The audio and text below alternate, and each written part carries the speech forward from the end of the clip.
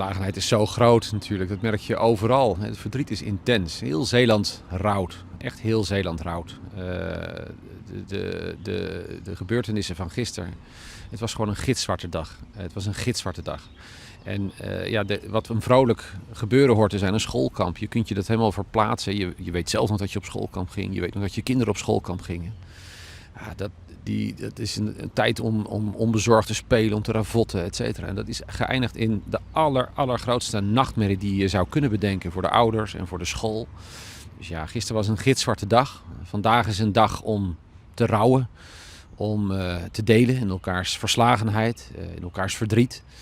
En er te zijn voor elkaar. En zo'n dag is het vandaag.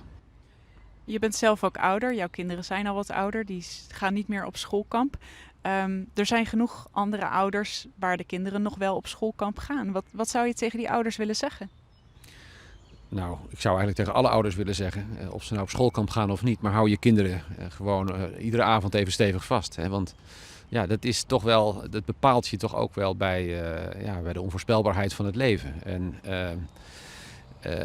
kijk, ik denk dat voor alle ouders is dit de grootste angst en de grootste nachtmerrie natuurlijk. En tegelijkertijd, ja, zo kun je ook niet leven. Hè? Het is verschrikkelijk wat hier gebeurd is. Dat is zeker zo. En kijk, wat denk ik heel goed is, wat het team hier doet, is om elkaar ook op te zoeken. Het team hier op de basisschool, om elkaar op te zoeken, om er te zijn voor elkaar, om elkaar troost te bieden. En ik denk dat dat het beste is wat we kunnen doen. En niemand heeft dit ooit meegemaakt. Er liggen geen draaiboeken klaar voor zo'n gruwelijke gebeurtenis als dit.